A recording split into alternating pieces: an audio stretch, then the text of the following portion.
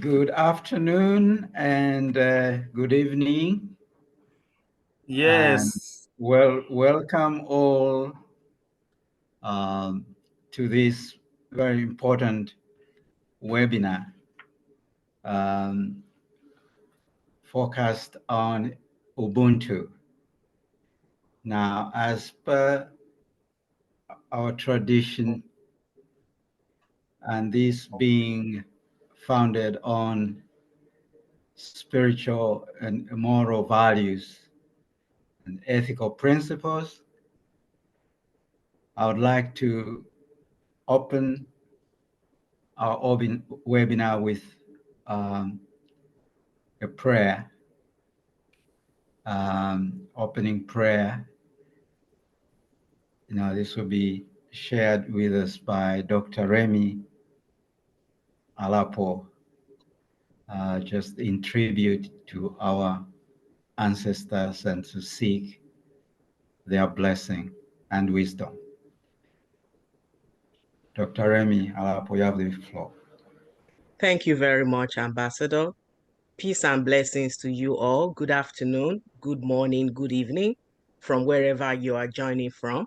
Before we start our webinar, let us invoke the spirit of what this topic is about and invite the spirit of calmness, the spirit of good intentions, the spirit of collectivity into this space that we're about to start this program.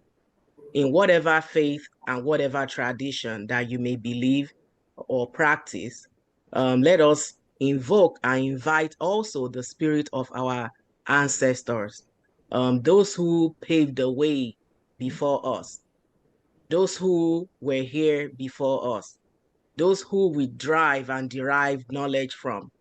In the spirit of African oneness, let us invite the divinity into this collective space as a space of education, a space of spirituality, a space for unity, a space of good doings, a space of the future for the future generations of our descendants. Father, Mother, God, we pray, we invite you, we ask, we seek, we beg that you dwell in this space. Touch our mouths, guide our breath as we're about to start on this collective journey of Ubuntu philosophy. And let us remain calm for a few seconds or even a minute and think of all the people around the world who may not have the same opportunity to be in a calm, safe environment. Let us think collectively, work together, breathe together, think together, educate one another collectively as we're about to start this webinar.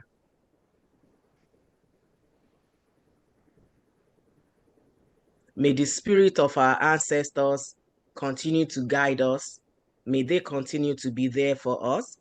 And may they continue to see through and help us in everything that we're doing. In whatever language, in whatever faith, in whatever tradition, in whatever meaning, may it be so. Ashe, Amin, Aju, Amen. You can affirm, may it be so. Amen. Thank you, Dr. Remy Alapo, for that very inspiring opening prayer. Well, my name is Isaiah Chavala,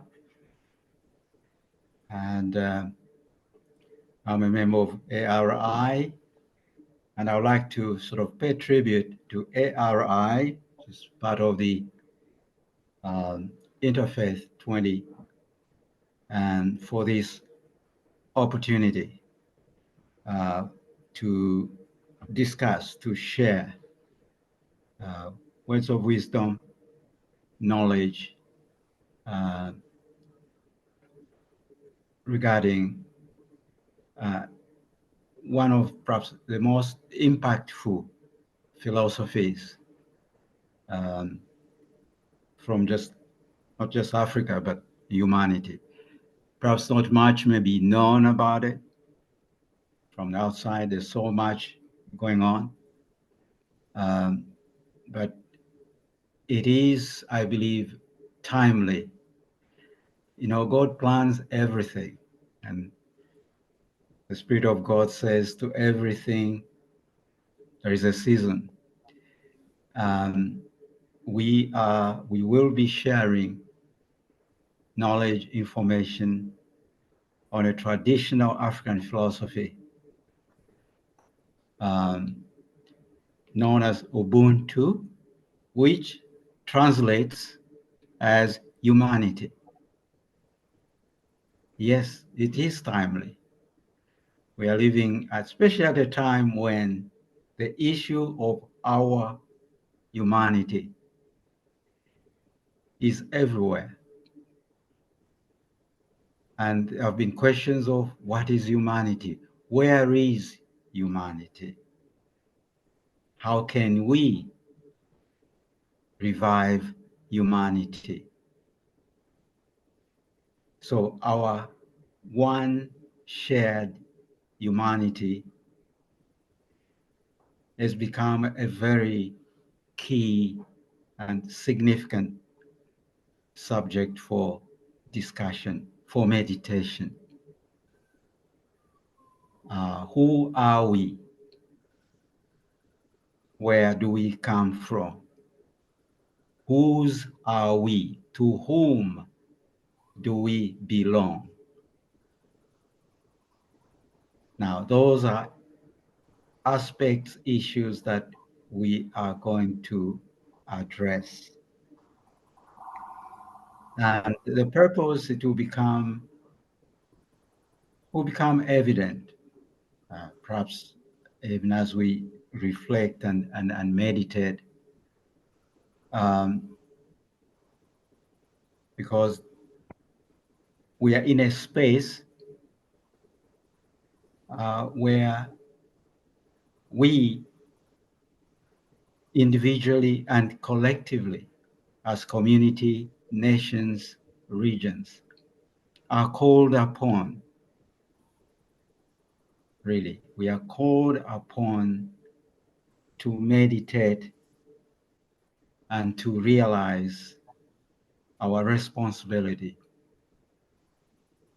here on earth. And I am extremely delighted, really, that we are meeting in a spiritual space. I believe this is a sacred space, and partly addresses the issue of to whom we belong. We are a creation of the one God, the Creator God, who made us in His image,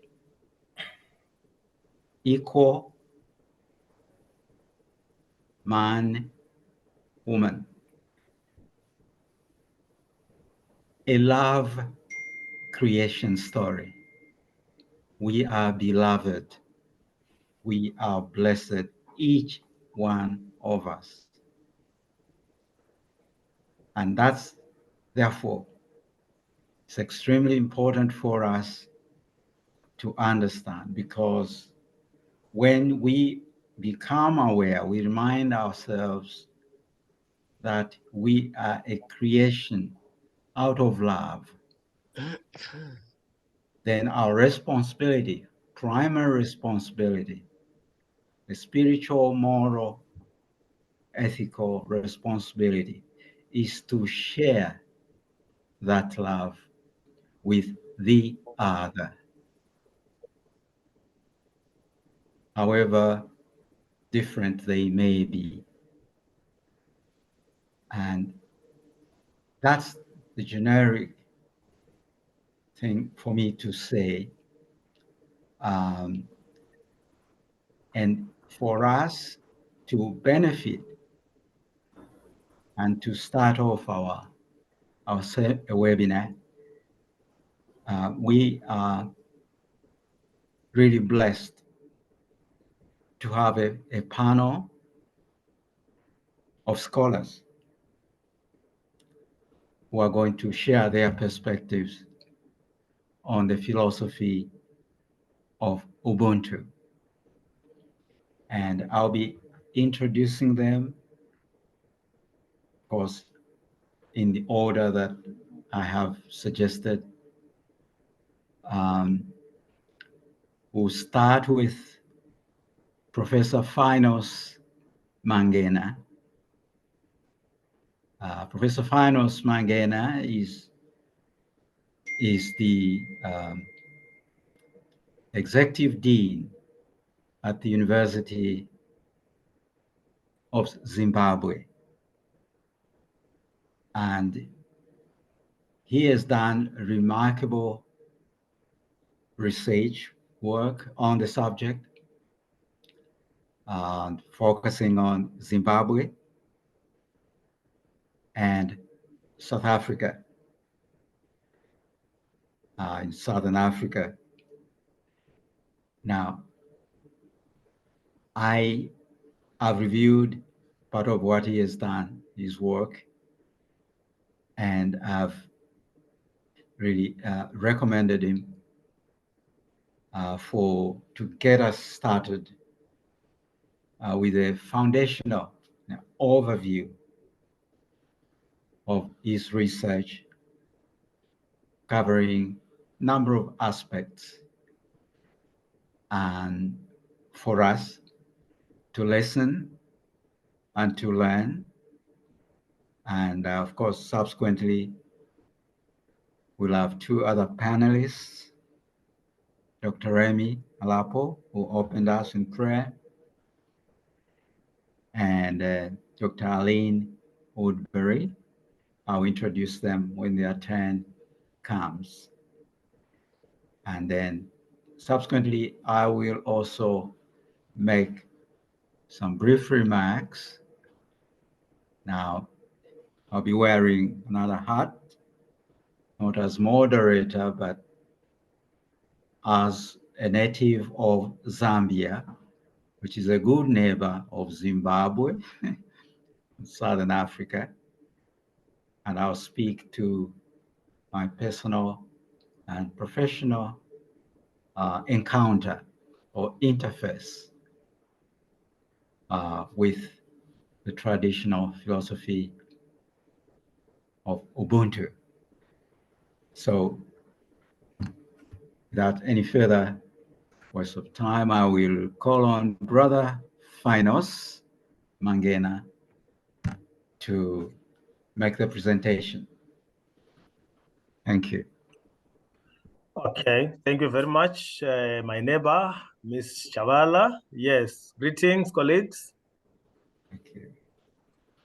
Yes, let me try to share the screen, but if I fail, I'm sure Hannah will assist me.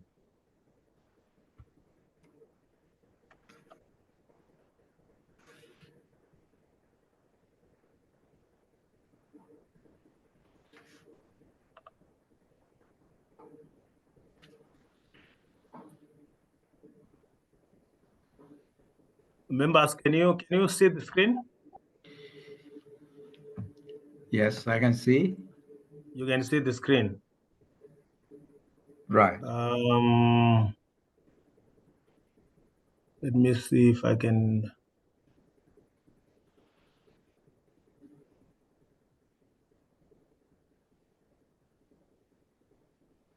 All right. So that's my presentation there. Yes. Thank you very much, Mr. Chavala, for the introduction and for the good words about me. I hope you represented me very well. You may be, over-exaggerating. Yeah. But yes, thank you very much. My task is very simple, colleagues. I am simply going to take you through the foundational aspects of Ubuntu, as Mr. Chavala noted.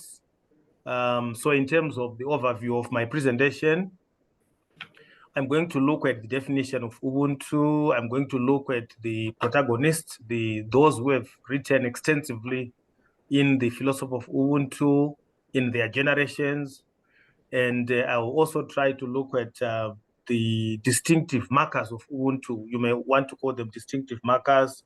You may want to call them distinctive features. You may want to call them, qualities of Ubuntu. You can take your pick. And then so that's the first three line items will speak to the theory of Ubuntu. And then the last three, Ubuntu in action, why Ubuntu, will speak to the application of the philosophy to everyday life situations.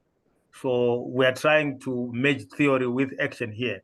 That's the essence of this presentation. So, and then obviously we'll conclude by just noting that Ubuntu is a gift to the West, to the Western world. This is what Africa can offer to the West. And as Ms. Chavala said, Ubuntu has to do with our humanity, per se. So let me begin by go through the definition of Ubuntu.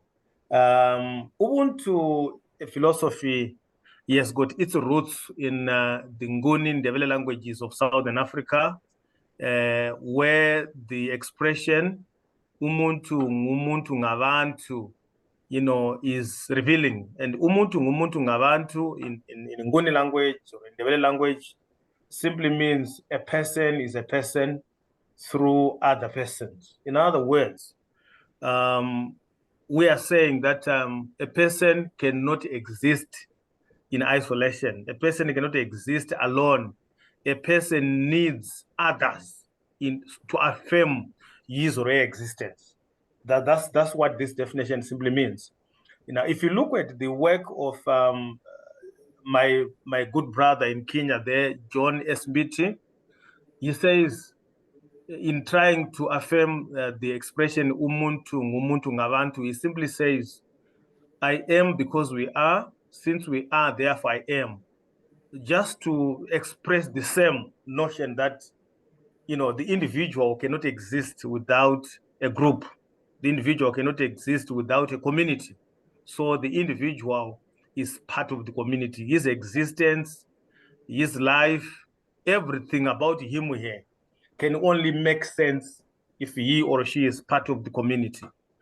My brother in West Africa, John S. Poby, a theologian, says, uses the expression cognatus ergo sum, which simply means I am related by blood, therefore I exist, or therefore I am, or I belong, therefore I exist. It goes back to the same thing that an individual cannot exist without being affirmed by the community. In other words, Ubuntu has to do with the community or the group being prior to the individual. So everything an individual does in his or her life can only make sense if they get affirmation from their group, if they get affirmation from their members, if they get affirmation from their family. So Ubuntu is really a philosophy about collectivity. It is a philosophy about togetherness. It is a philosophy about who we are as a group, not as an individual. So that's the basic definition of Ubuntu that I can give you. But there are so many other definitions which have been paraded, but I think this one will suffice for our purposes, today. So that's basically the definition of Ubuntu. I've just looked at the works, the critical works by John S. Mbiti, by John S. Poby and others, just to show the scope of Ubuntu, as a philosophy. Now let me move on to those who have contributed to the discourse of Ubuntu or the philosophy of Ubuntu in history. I've classified this into two generations. The first generation, which I refer to as first generation scholars, is our fathers. I prefer to call them our fathers. Mokove Ramos, Stanley Samkange, Desmond Tutu, Martin Proseski. Now, what is very common about these four is how they laid the foundation for this discourse. that we are using today, that we are celebrating today, they are the ones who laid the foundation in terms of what it entails, why we need it, how it helps us understand ourselves as a people. So I really pay tribute to them for laying that foundation for us. For example, if you look at Ramos 1999 in his classic text, African Philosophy Through Ubuntu, he is basically talking about the same things, to say we cannot exist as humanity when we don't respect each other. We cannot exist as humanity when we don't feel for each other. So he's simply telling us that in order for us to exist as human beings, we need each other. We are a group, we are a community, we are collective. So that is very critical. That's exactly the same tone that we get when we read his 2014, text, which is entitled "On the Definition, on the Meaning of African Philosophy." He is basically affirming what he said in 1999.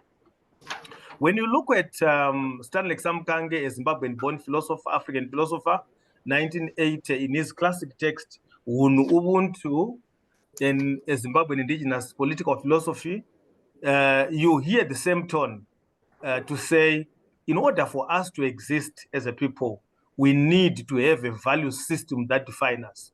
We need to feel for each other. We need to humanize, make attempts to humanize each other rather than dehumanize each other. And as you read Desmond Tutu, 1999, No Future Without Forgiveness, he is actually saying the opposite, to say, if I dehumanize you as my brother or my sister, I inexorably dehumanize myself. The import of this expression is simply that we live for each other. We are a group, we are a community. What affects the whole group affects the individual, and vice versa. There is no way in which we can talk about an individual being isolated from the group. So that's the tone that you get from Desmond Tutu and also from Martin Prozeski. So they are laying the foundation, for us to lay on. And then when you look at the second generation, where you have myself, Tedia Smith, Michael Betu, Michael Onyebuchi Eze, Christian Gade, we are now trying to harness what these fathers of us did to apply the philosophy of Ubuntu to our everyday life situations. When you look at my classic text, I think this was published in 2012, toward Ubuntu dialogical moral theory. That's exactly what we are trying to do, to say, how do we apply this philosophy to our everyday life situations? You look at this presentation that I'm doing, which is an extract from the 2016 one, Ubuntu in the traditional thought of Southern Africa. I'm basically saying the same, that this philosophy, which was laid by our fathers, we can use it to define ourselves. We can use it to move Africa to another level. And that's exactly what Tedia Smith is saying in his classic text toward an African moral theory, which was published in 2007. And also Michael Betu, Ubuntu, I in you and you in me. We are basically talking the same language to say we need each other. We are a collective. We are a group. So basically, I would say, in summary, these are the contributors.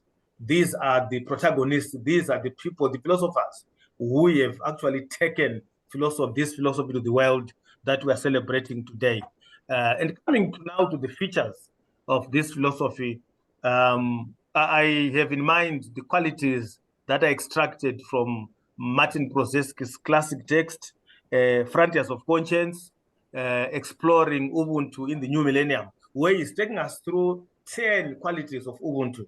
But I decided to just isolate 4 in the interest of time, which I think are very key, for this presentation. One of which is humaneness, and my brother Chabala was talking about humanity. This is where we are getting this humaneness, gentleness, hospitality, generosity. These, for me, are the key distinctive features of the philosophy of Ubuntu. I will take you through each of these so that you understand what we mean.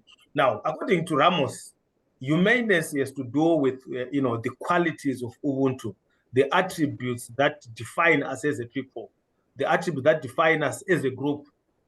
These attributes constitute our humaneness. And humaneness is different from humanism according to Samkange. And for Samkange, humanism has more to do with an ideology, a thought system, rather than equality.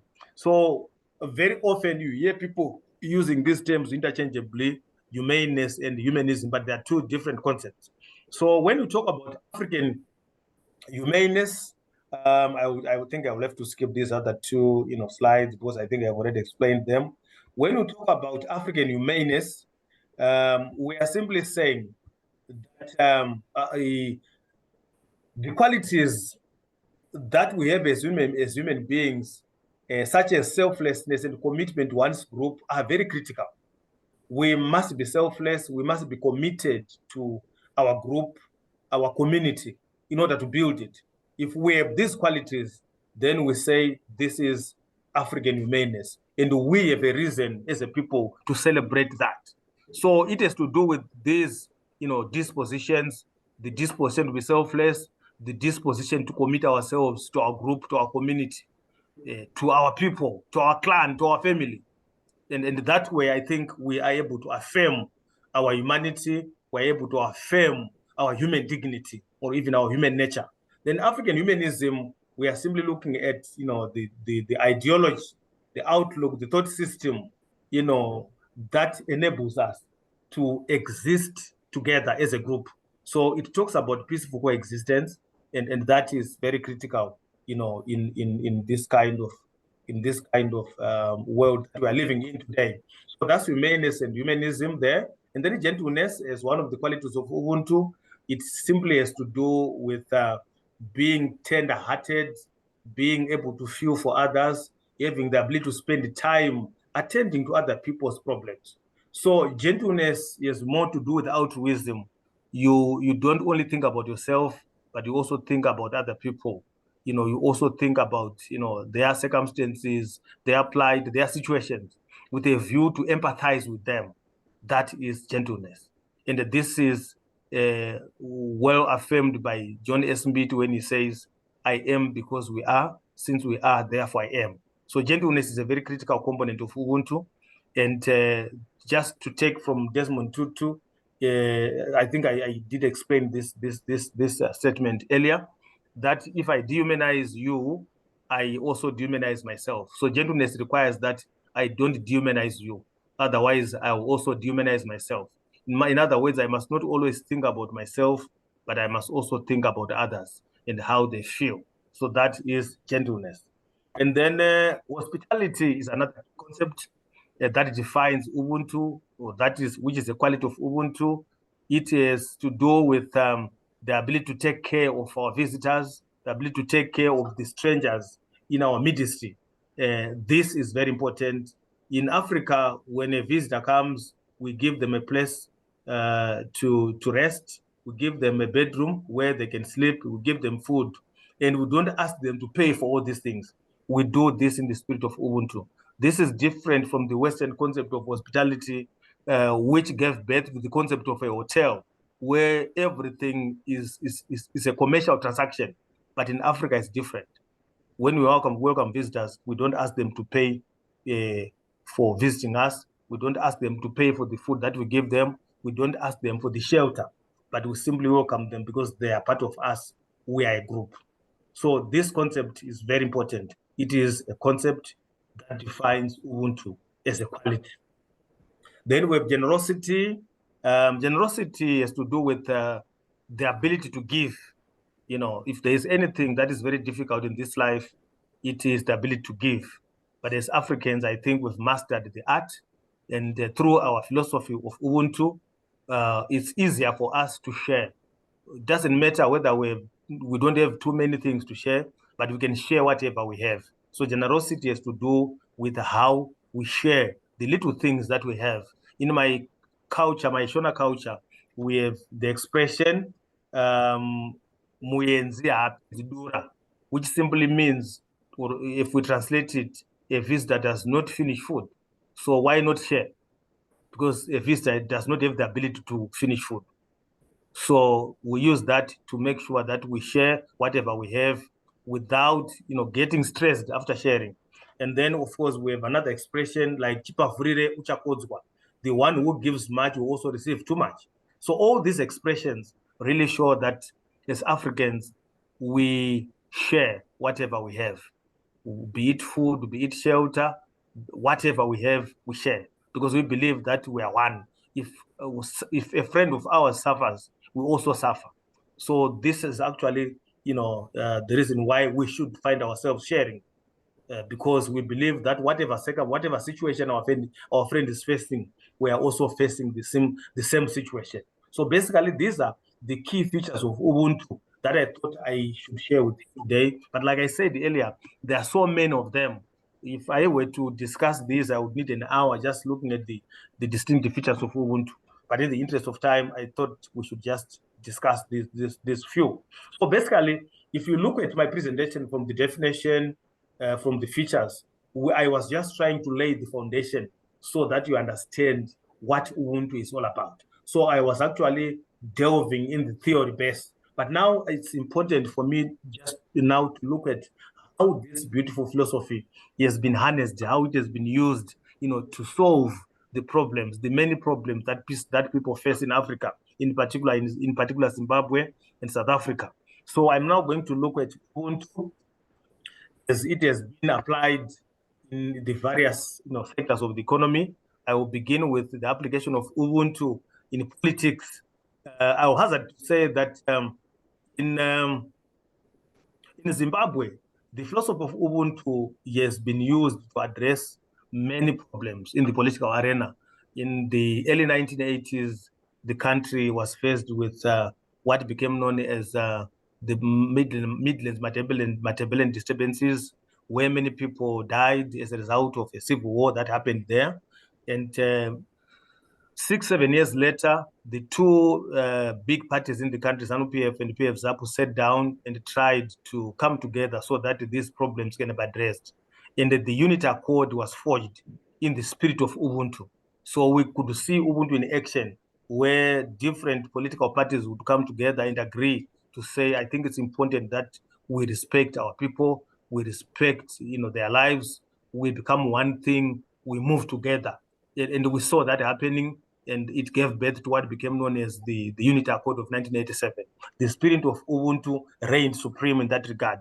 In 2008, 2009, following many years of political violence, the two parties against ZANU-PF and the Movement for Democratic Change decided to come together to say, I think we are brothers and sisters, we need each other.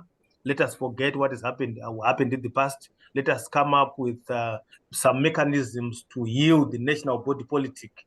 And this was done through what became known as the Global Political Agreement of 2008, which gave birth to the Government of National Unity of 2009 to 2013. So again, we saw the spirit of Ubuntu being evoked, people coming together, people forgetting the past, the ugly past, and coming together, trying to solve the problems, trying to come together and live as a group, as a community. So the spirit of Ubuntu was actually evoked, in that regard. And during that same time, the three political parties which were part of the Government of National Unity, that is ZANU-PF, the Movement for Democratic Change, Tsvangirai, then the Movement for Democratic Change, Mtambara, they formed what became known as the Organ for National Healing, Reconciliation, and Integration, as a way of trying to yield the national body politic. And we again saw the spirit of Ubuntu being evoked with a view to try to heal the tragedies of the past. And this was hugely successful. We saw it. And again, we could see the power, of this philosophy called Ubuntu that we cherish so much in Southern Africa. In South Africa, post-apartheid, we all know about the Truth and Reconciliation Commission that was led by the Archbishop Desmond Tutu the late, which was a huge success in my view. The TRC had more to do with bringing people together so that they can confess, they can forgive and forget about what had happened during the apartheid. And we saw the report that was written by the chairman Desmond Tutu, talking about how this process was undertaken and how the South African body politic was healed. Again, we saw Ubuntu in action. We saw Ubuntu bringing people together, trying to trying to help them to forget about what had happened in the past in order to move forward as a nation. So you can already see from the 3 slides I've presented, colleagues, that Ubuntu is a useful philosophy that has been used, to address problems in our countries, to address problems in our societies. It is a very, very important, philosophy. And as an ideology, we have not only seen Ubuntu being applied in politics, but we have also seen Ubuntu being applied in various sectors of the economy. Just to quote this statement by Gabriel Setlio in 2009, where he says, Ubuntu is a piece of homegrown African wisdom that the world would do well to make its own. If there is anything great that has come from Africa, colleagues, it is this philosophy of Ubuntu. And the whole world wants it. They want to use it. And this is why Setillion is saying it's a gift that we are giving to the world. So, but we are going to keep it because it's a treasure to us, as Africa. But it's a gift that we are going to give to the world. So this is the philosophy of Ubuntu. And we have seen in the last 3-4 decades, philosophers of Western extraction also trying to contribute to the discourse of Ubuntu to show that it is a very, very important philosophy. That's very critical. Now, the next question that I'm going to address is to do with why this philosophy is important. What has it done? What evidence shows that Ubuntu is important as a philosophy?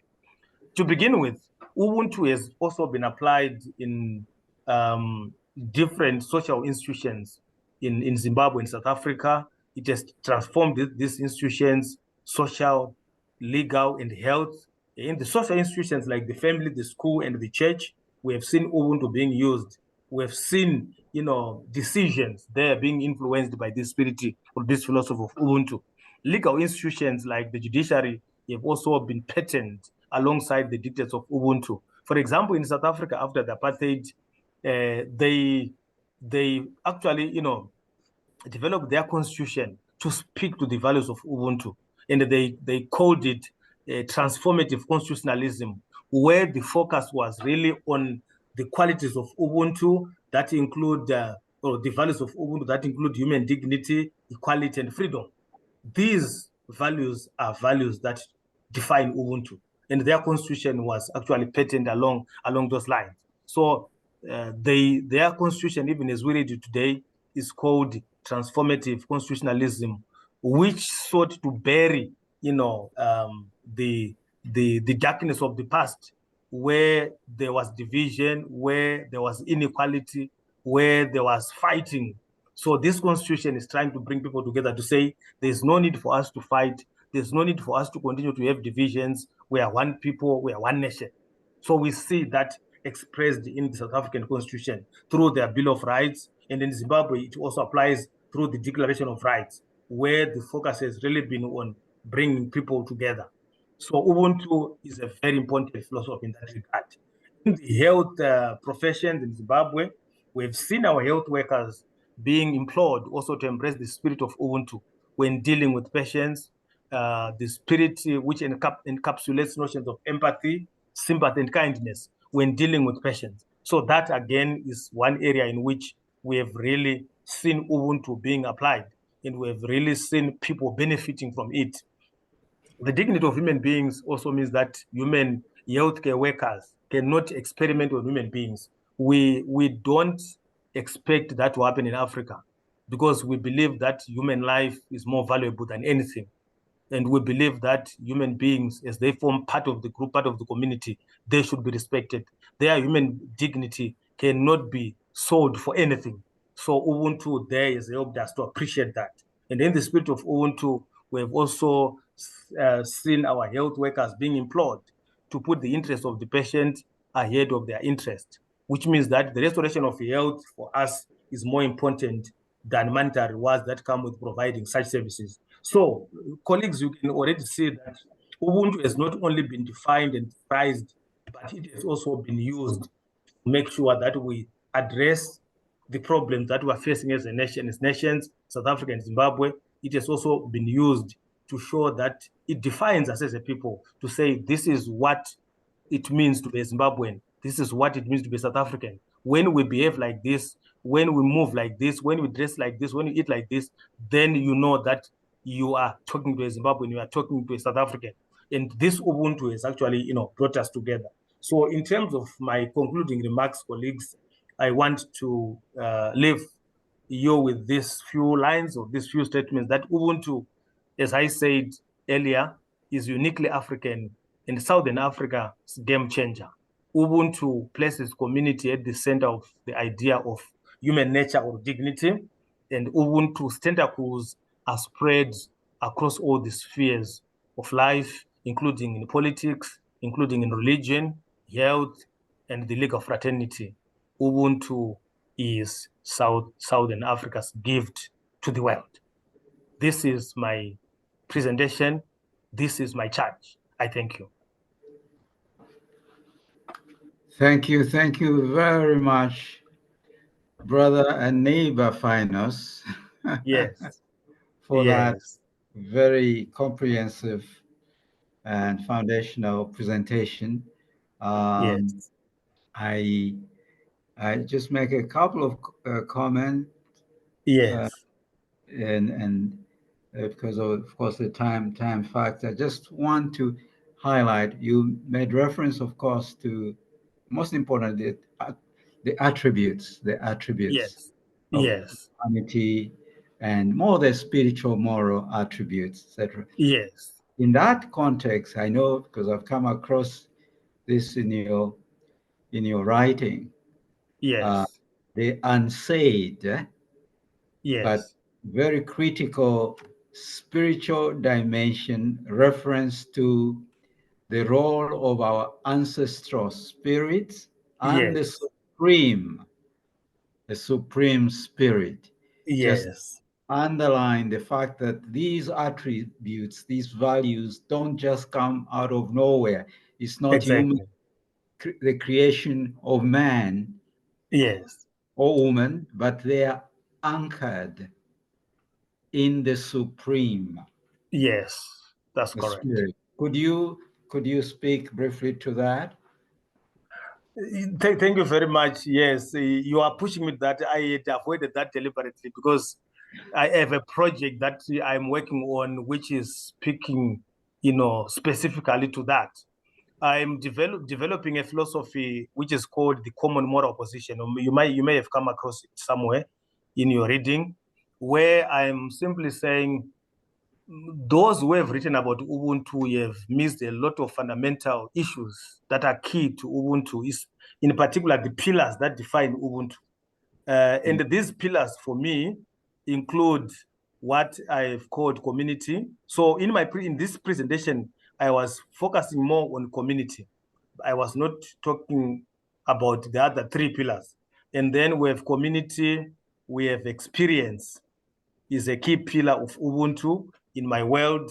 And then we have dialogue, right? This is where you come in now to say, whatever we do as Africans is a dialogue between us as living beings and those who are in the spirit world.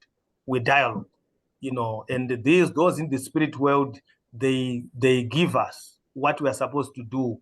All we do as the living is to implement what they give us. In other words, the philosophy that I'm trying to develop has to do with the fact that we as humanity, as human beings, our source of morality is the spirit world. So we are simply there to implement what the spirit world gives us, our ancestors, our God. We don't have anything to add. All we simply do is to discover what is there and then implement it as it were. So that's the aspect of dialogue that I'm trying to push in the project that I'm working on. And then, of course, experience. Experience has more to do with the elders. To say the elders know better than us because they've seen it all. They've been there before. And there's a Nigerian proverb which says, what an elder sees seated, a young man cannot see standing. This simply means that the elders have been there before. They are more experienced than we are. And this is why their opinions, their thought systems are valued in Africa more than anything. So that aspect is also a very important aspect of Ubuntu. So when you talk about a common moral position, we're saying we are tapping this position from the community, from our experience with the elders, and also from the whole aspect of dialogue. Dialogue is very critical. In everything that we do in Africa, we dialogue. We sit down, we talk, we agree. And then the last aspect now is spirituality, the sacred world. We are simply saying we cannot remember what John S. Mbiti says in his classic text, African Religions and Philosophy, where he says Africans are notoriously religious. Everything about us as Africans has to do with religion. We cannot separate religion from the way we live. So that really shows that Ubuntu on its own is a religious concept. Without that religious aspect, Ubuntu loses its luster. So Ubuntu, my brother Chavala, has to do with how we respect those who have gone before us, how we respect our forefathers, how they guide us in our journeys. Without these forefathers, without our God, we cannot go anywhere. In my culture, we use the word tsika, which means you step on the foot of those who went before you. In other words, you are not coming up with anything new. You are simply stepping on the foot of those who came before you, just as a way of respecting, the spirit world, to say everything that we do is in harmony with their expectations. It is also in harmony with their will. I hope I have responded to your question. Thank you so much, and I'm glad you touched on that. That's an aspect which, of course, will be part of the central the presentations in the next segment, where we're going to invite some theologians again to address that.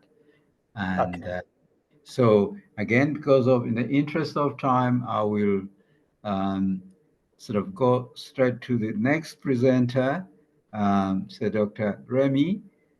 She will speak. Dr. Remy is a professor at City College, and again, I've known her for many years as well, an interfaith activist, peace activist, and ambassador. And she will speak briefly from her perspective, just on how the philosophy has impacted her. And of course, a native Nigeria, but she's African, more than that, African American and global citizen. So over to you. And you have, again, because of interest of time, 4 minutes at least. Good afternoon, good morning, good evening once again, everybody. Thank you so much, Dr. Mangena, for your eye-opening, enlightening presentation. As a matter of fact, I don't know what else to say because you summed the guiding principles and philosophy of this Ubuntu tradition into every facet of life and of knowledge, of education, of thinking. So I feel a little bit jealous that, you mentioned the last sentence in your slide is South Africa's gift to the world. Yes. So that is very, very, very good. Coming from West Africa, I am sure, we have some sort of Ubuntu philosophy. We just don't call it Ubuntu. But I would like to, respond and also maybe share some comments on a recent work that I, collaborated with a colleague of mine on the decolonization of knowledge production in African higher education or in African education systems. As many of you know, of course, the entire continent has been colonized, and even after independence, many of the educational policies were carried over from colonial era.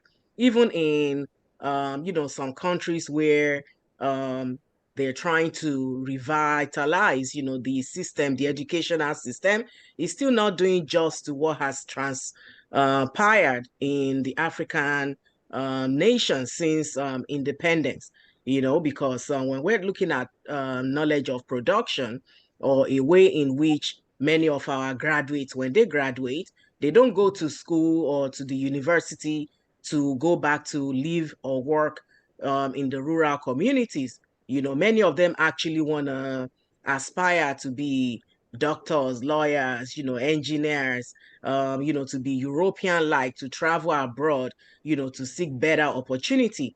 But if we were to incorporate this Ubuntu philosophy, this Ubuntu guiding principle, as just not an indigenous knowledge or system of education or a guiding principle at the rural level, which of course, when we train children from a young age, it's, research has shown that children actually learn better, they learn faster when you teach them their own mother tongue or indigenous education. They're able to now apply the concept in their own, languages or thoughts from their indigenous background.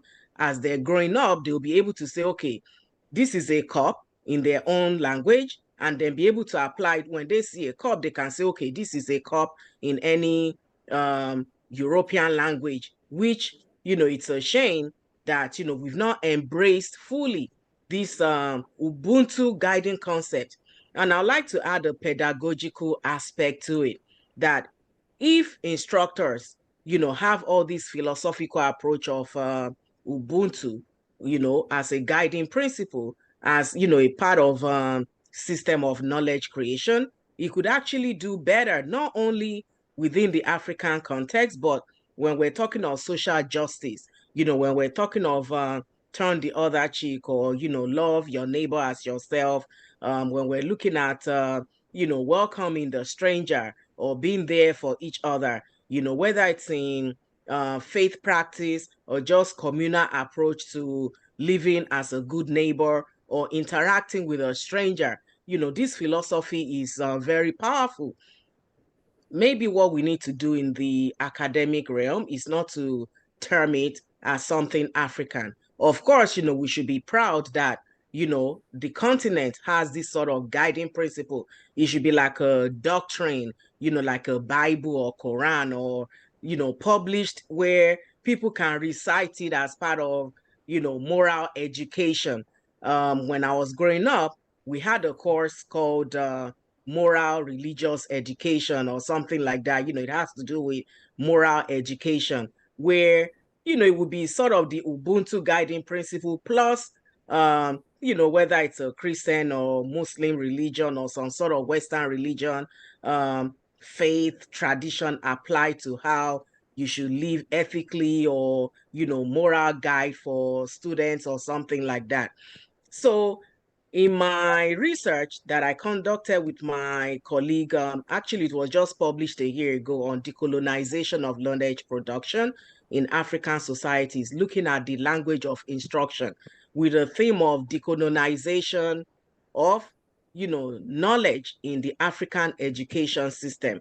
We were looking at whether there was an epistemological basis for knowledge creation in African societies. Is there a root for, indigenous language, indigenous knowledge in knowledge production? Do we learn only when we graduate from the university and produce knowledge, or do we start learning from, mother tongue education, learning about ourselves from when we're small or young, or instilling, moral principles in our day-to-day life? So in this research, we looked at the post-colonial theory, of looking at African societies and how mother tongue education can form a basis for knowledge creation, and also for, of course, retaining one's language in their own community. So when we're looking at the pedagogical aspect, or trying to instill or, enforce Ubuntu tradition or guiding philosophies in pedagogy, we have to look at first to decolonize, methodologies of how we teach each other, of how our systems of educations have been created. Again, most are formed or formatted with European knowledge or systems in mind. So it's not really doing justice for, our graduates. Because when an African, is so hot, everybody wears suit and tie because, it makes you feel like, a European, or now you're dressing like an office worker or something like that. We start living our own traditional, basic, indigenous creation for that even gonna cost us more. It costs us more money to produce things of European, or attempt to. It costs more to find European sort of related positions or jobs, whereas there's a lot of need for, food production. Can we have or create knowledge that, can invent machinery for more food production at the local level, more purified water, to make agriculture and improved, agricultural machinery instead of importing? Can we put all that knowledge collectively together, and create, something viable Dr. for our own communities?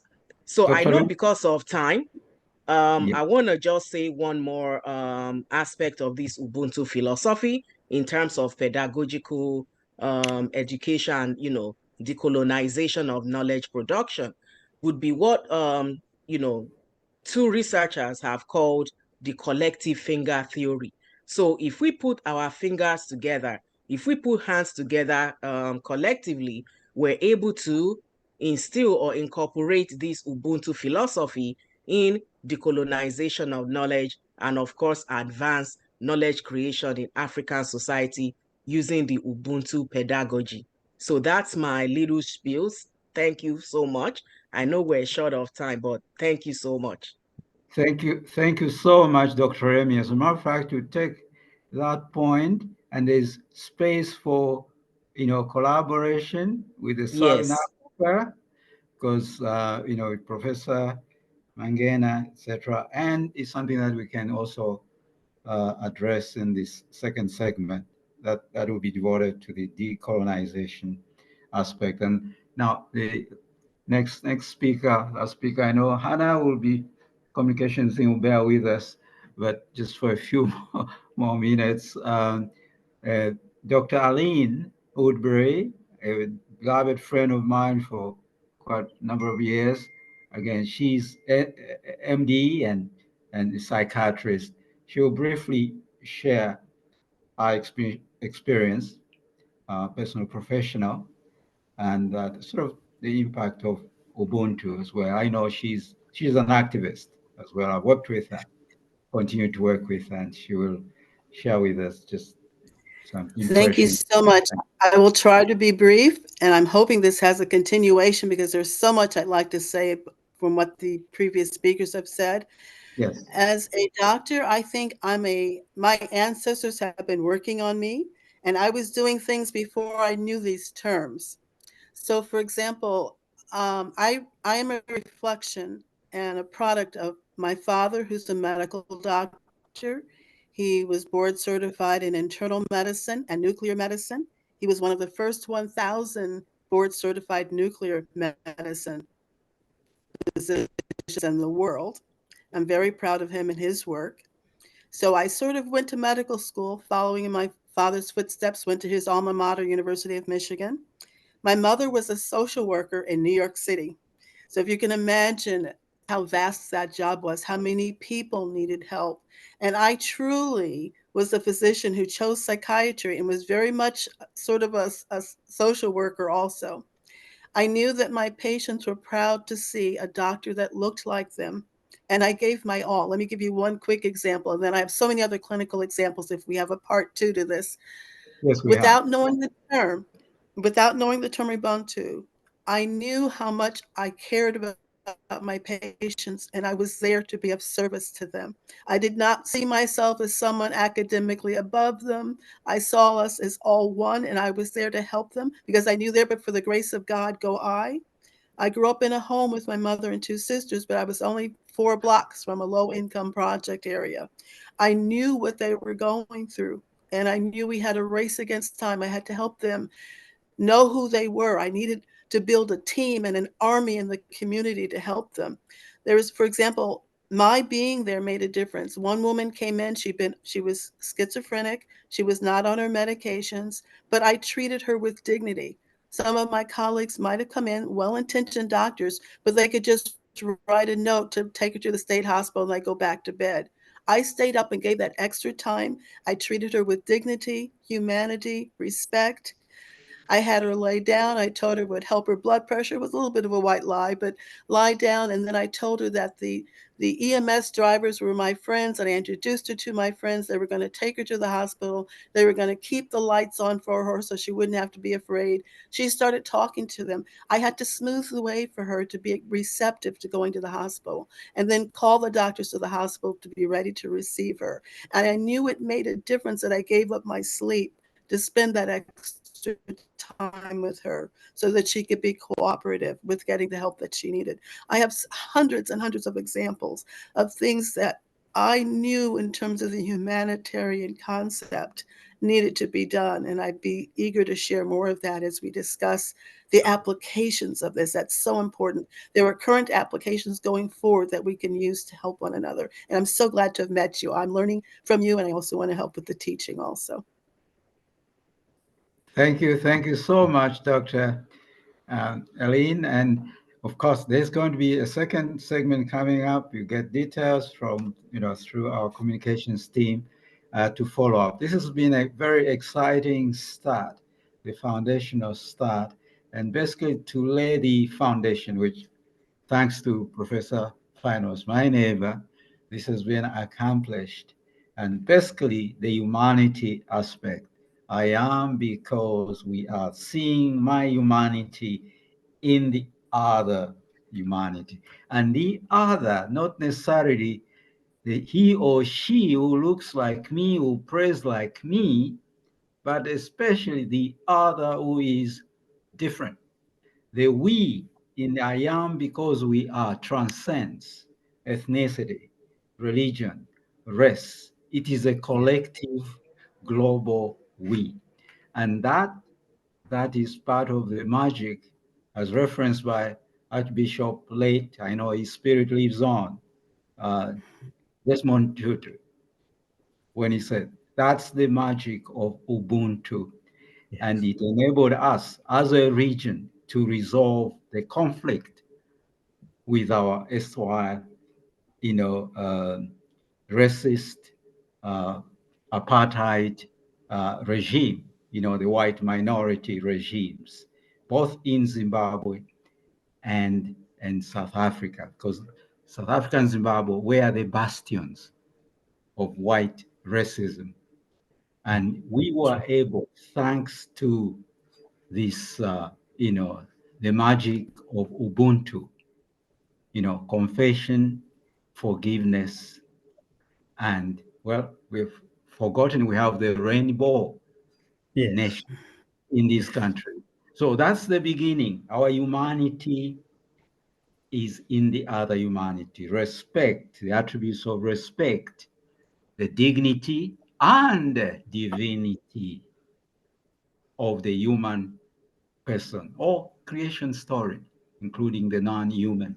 So you'll get more details, but we have hope to have a second part in March, early March, and that's going to address now the decolonization aspect, including, of course, pedagogy, etc., the other things, and we will have a sort of theological dimension in there, and perhaps most importantly, because this is inclusive, the role of women, the unsung role of women, and how they have impacted the implementation of this philosophy, not just within the context of Southern Africa, but even beyond.